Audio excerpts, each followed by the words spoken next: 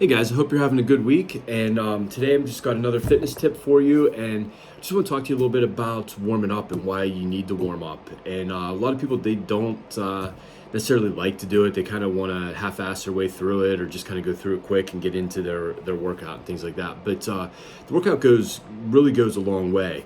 And I don't know if any of you guys watch Ted Lasso, but there's a line in there where he talks about warming up with his soccer players and everything. And he says, you got to remember your body's like day-old rice. If it ain't warmed up properly, something real bad could happen. And that's true with our workouts. If you're not getting warmed up right, it's a lot easier to pull muscles, to get hurt, to have injuries, different things like that. And this is kind of where we're preparing our body, or not kind of, it is where we're preparing our body for what's about to come in the workout.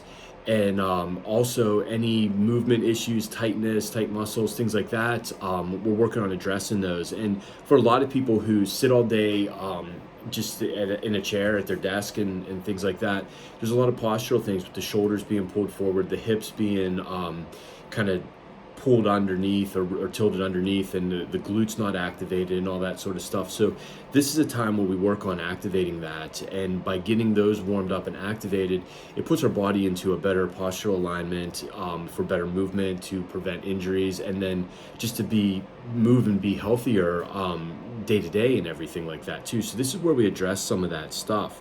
And also by warming up, it allows you to get the most out of your workouts, because now you've got the blood pumping through there, your muscles are warm, they're loosened up a little bit, and you're gonna be able to lift more weight, you're gonna feel better doing the exercise and things like that. So that when we get into the lifts and the like cool fun stuff, you're going to just get more out of it.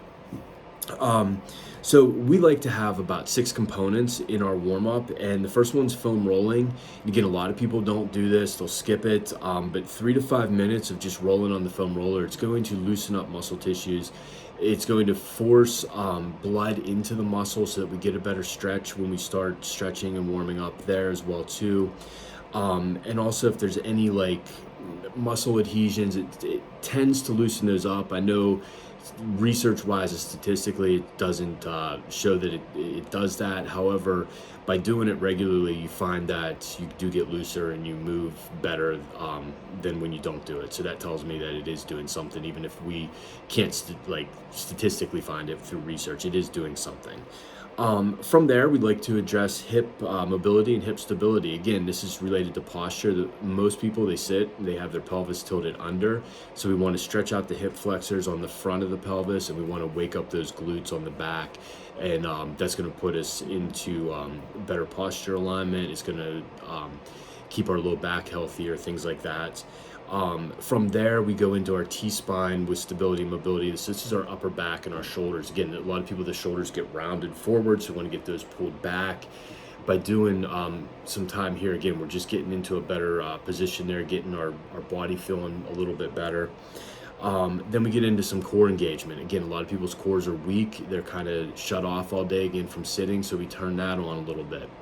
And then we like to go into a couple total body movements. So these could be things like squats, lunges, push-ups, different things, something in these patterns. It's not necessarily those exercises, but it's something a little bit more total body, just to get everything moving and working together and using itself, but not with a lot of weight or any weight, sometimes, just body weight and things like that.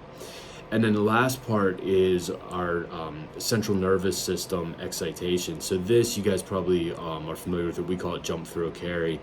So what we're doing here is we're turning that nervous system on, and by getting that nervous system woken up and turned on, our bodies are going to be able to handle more weight, lift better and more safely and effectively, and things like that. So we do some sort of jump. Again, this doesn't have to be high intensity. For people that can't do high intensity jumps, it might be as simple as just kind of like an over and back hop, different things like that. We do some sort of medicine ball throw. Sometimes this can also be like a kettlebell swing or a kettlebell clean, different things like that, but it's in a throwing kind of pattern that's explosive there. And then a carry, farmer's walks, overhead carries, racked carries, things like that. Again, all of these are just turning that that nervous system on so that we're ready to do the work that's about to come. So again, this warm-up only takes about 8 to 12 minutes. It's not a huge chunk of time in your workout, but it's probably the most important part of your workout because it's setting you up for success, not only in the workout, but in day-to-day life by having you move better. It's keeping your body healthier and everything like that. So take the warm-up seriously. Don't half-ass it on it. And everything that we're doing in there is a reason why we're doing it. So have a great week, and talk to you guys next week.